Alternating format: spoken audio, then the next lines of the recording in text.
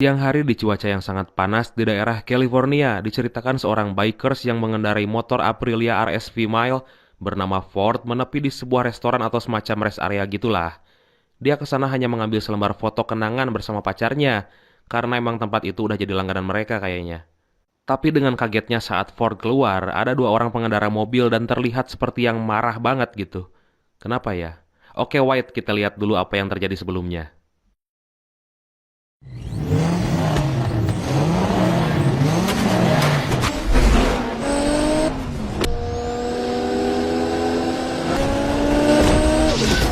Ternyata saat tadi di jalan dia dianggap mengganggu kedua orang itu saat lagi balapan.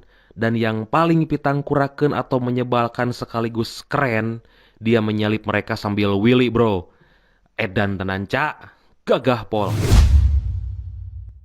Mereka ngerasa Ford nggak sopan dan hampir bikin mereka celaka gitu.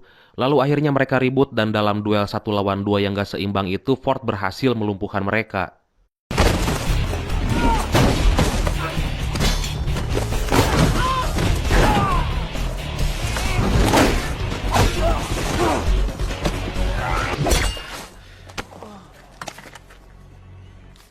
Sesaat setelah keributan itu datanglah dua motor dan ya, mereka adalah teman lama Ford yang bernama Val yang mengendarai Honda CBR 954RR dan Dalton dengan Honda VTR 1000 SP-nya. Setelah mereka puas kangen-kangenan karena emang Ford baru pulang dari Thailand, mereka akhirnya berencana pergi ke sebuah acara motor. Semacam kopdar gitulah untuk menemui pacarnya Ford yang buka stand di sana. Dan mereka pun berangkat.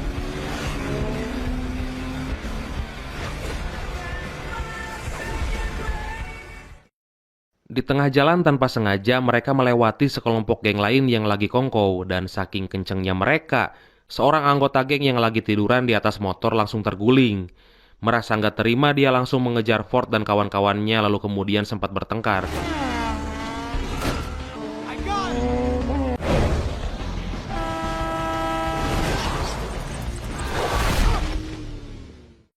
Lalu akhirnya gerombolan dari mereka datang dan saat itu Ford, Val, dan Dalton dikepung lalu terpojok. Diketahui ternyata orang yang mengejar mereka itu bernama Junior. Dia adalah adik dari ketua geng Reapers yang bernama Trey. Mereka adalah geng motor kesohor yang terkenal sangat barbar dan kejam, juga menguasai wilayah California. Trey ternyata mengenal Ford dan mengancam akan menghabisinya karena telah lancang pada adiknya. Hingga akhirnya Dewi Fortuna memihak pada Ford dan kawan-kawannya karena saat itu datang polisi dan mereka pun bubar. Hey, officer, how's it going? Get that bike from you later. Singkat cerita, Ford dan kawan-kawannya tiba di acara kopdar geng motor itu dan mereka pun langsung tebar pesona di acara itu. Anjay!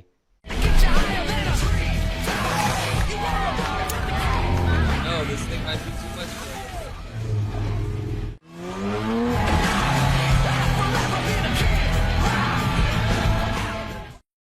Ford langsung menemui pacarnya yang bernama Shen, walaupun Shen terlihat kecewa soal kepergiannya ke Thailand. Karena sesuai gosip yang beredar, Ford kabur ke Thailand gara-gara kasus narkoba dan pencurian motor, walaupun itu sebetulnya adalah fitnah. Di sela perbincangan itu tiba-tiba datang segerombolan geng motor yang kali ini memakai Harley Davidson. Geng itu bernama The Hellions yang dipimpin oleh Henry James. Dia adalah seorang kartel narkoba yang mengedarkan barangnya untuk kalangan gangster motor.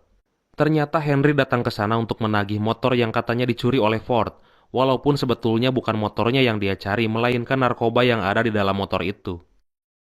Di bawah situasi yang tertekan, akhirnya Ford bisa membela diri, lalu Henry dan gengnya pun pergi, sambil memperingatkan bahwa besok sore motor yang dia maksud harus dikembalikan.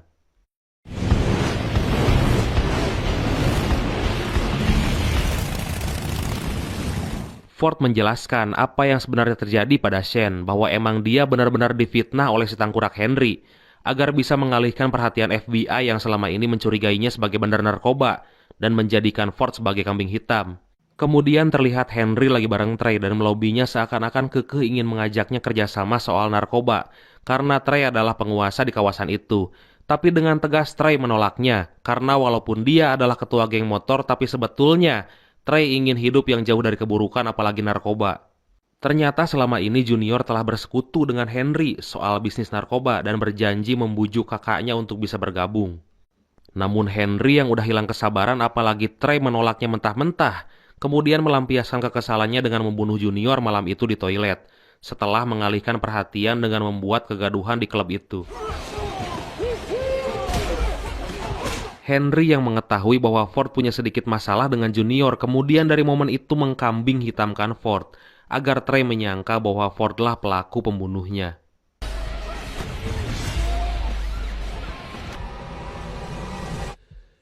I assume you're apologizing for setting up a deal you couldn't do.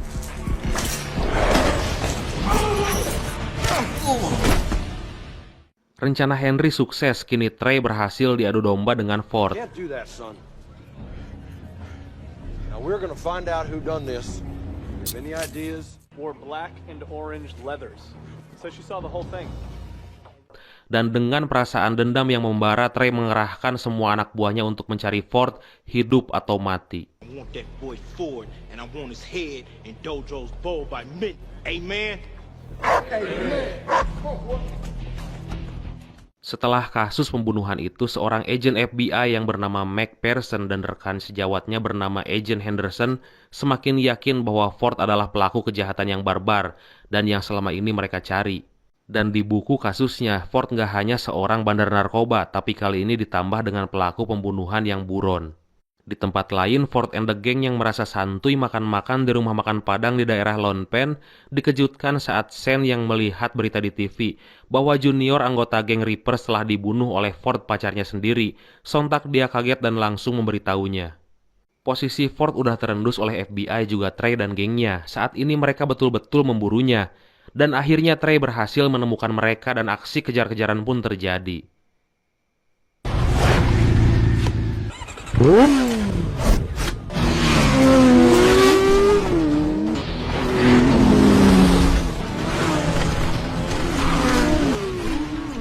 Namun akhirnya Ford and the Gang berhasil bersembunyi dan meloloskan diri. Which way did they go? Ford mencoba menghubungi McPherson, si agen FBI. Dia menjelaskan kejadian sebenarnya, bahwa dia adalah korban fitnah Henry dan juga menjelaskan bahwa Henry lah yang membunuh Junior. Tapi FBI nggak percaya. You can't help me. Dari sana Ford dan gengnya berusaha untuk menemui Henry di LA untuk menyelesaikan masalah motor si Henry. Dan agar bisa membuktikan fakta kasus pembunuhan tersebut, juga membersihkan namanya. Di tengah perjalanan ternyata Trey dan gengnya yang sengaja standby di setiap sudut California menemukan mereka lewat dan langsung mengejarnya.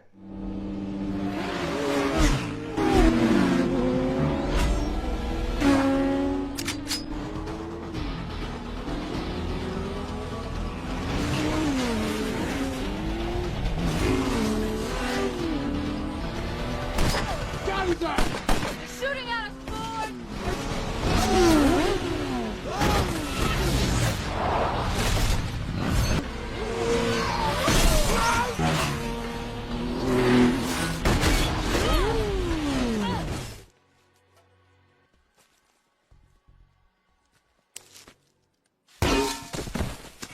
Aksi kejar-kejaran yang sangat epik pun terjadi dengan sengit dan Trey yang saat itu berusaha mengejar Ford secara nggak sengaja jatuh dan terjebak di tengah rel kereta api.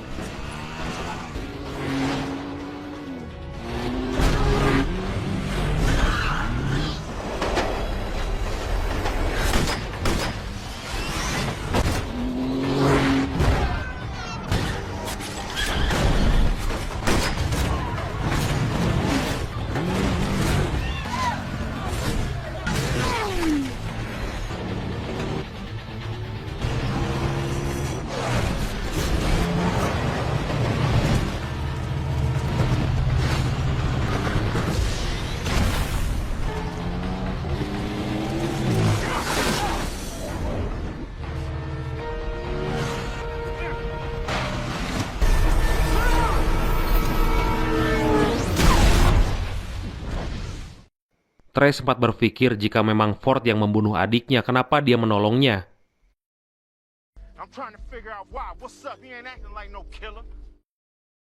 Don't look right. Dari sana Ford menghubungi si tangkurak Henry dan membuat kesepakatan bahwa dia akan menemuinya untuk menyerahkan sabu-sabu itu dan memintanya untuk membersihkan namanya sebagai imbalan. Tapi masalahnya bagaimana kali ini dia bisa berhasil lolos dari blokade polisi yang udah memblokirnya untuk bisa sampai ke LA. Dan Ford punya rencana. Akhirnya Ford menemukan ide dengan cara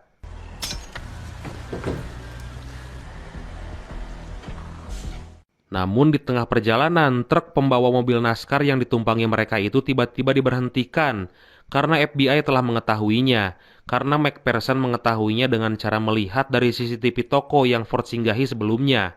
Dan akhirnya Roadblock.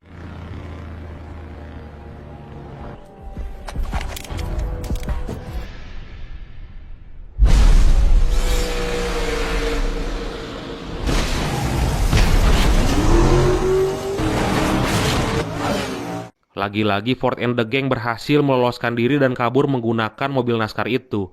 Lalu mereka pun dikejar oleh FBI juga, Trey. Karena kemacetan, Ford akhirnya bertukar posisi dengan Dalton. Dan Trey berusaha mengejarnya hingga akhirnya mereka terjatuh dan perkelahian pun terjadi.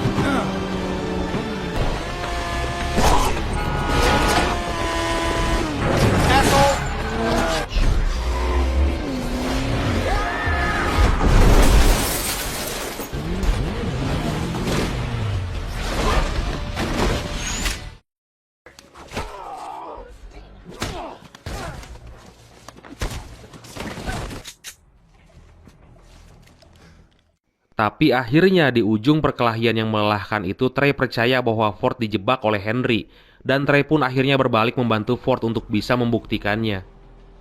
Di bengkel milik Shane, tempat yang udah mereka rencanakan untuk ketemuan, Ford dan Trey menunggu kedatangan Henry.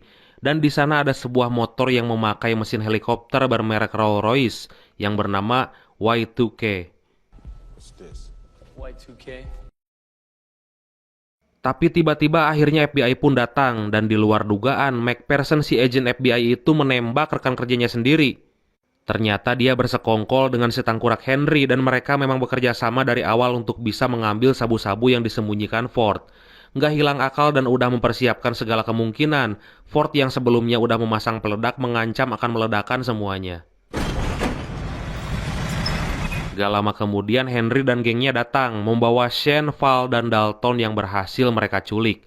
Aduh, tangkuraklah. Percekcokan terjadi, Ford dihadapkan dengan dilema karena mereka mengancam akan membunuh pacarnya jika dia tidak menyerahkan sabu-sabu itu. Tapi kemudian ada kesempatan untuk melawan dan seketika kubu Ford berhasil membalikan keadaan. Namun Henry berhasil kabur dengan narkobanya dan berusaha dikejar oleh Ford dengan menggunakan motor tercepat di dunia alias Y2K yang suara mesinnya bikin irgasm. Edun!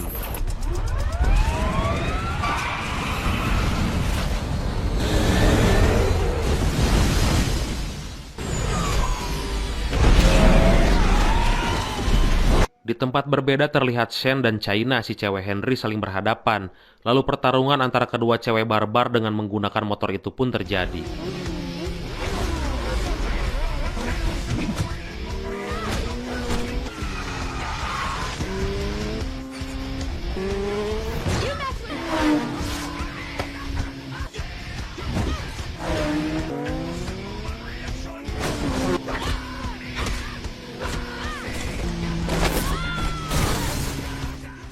Kembali ke Ford dan Henry yang lagi kejar-kejaran menggunakan dua motor super belis. Berkali-kali mereka mempertontonkan adegan epik yang bikin mata melek.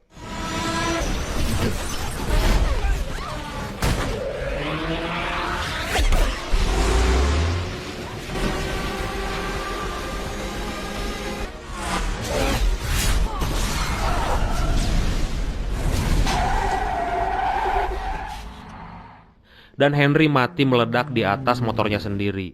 Akhirnya Trey sepenuhnya percaya pada Ford dan mereka pun bersahabat sejak itu. Sorry about your brother. Dari kejadian itu, bengkel satu-satunya yang paling berharga milik Shane hancur total. Tapi nggak masalah karena dia memutuskan untuk ikut bersama Ford, Val, dan Dalton untuk pergi ke Meksiko menikmati kebebasan mereka sejak saat itu. Dan tamat. Pesan yang bisa diambil dari film kali ini adalah jangan pernah menjudge seseorang hanya karena gosip, black campaign atau kejelekannya dari orang lain yang belum tentu kebenarannya. Kadang orang yang kita anggap jahat sama kita ternyata sebetulnya dia adalah orang yang baik. Tapi sebaliknya, kadang orang yang kita anggap baik ternyata dia adalah orang yang sangat jahat dan sangat membeliskan. Dan juga jangan coba-coba masuk ke dalam lingkungan dan pergaulan yang akan membuat kita menjadi negatif. Karena seseorang yang baik sekalipun bisa berubah saat dia masuk ke dalam lingkungan dan pergaulan yang jelek. Oke, brother santuy, terima kasih udah nonton sampai akhir. Gak bosan kami ucapkan mohon maaf jika masih banyak kekurangan.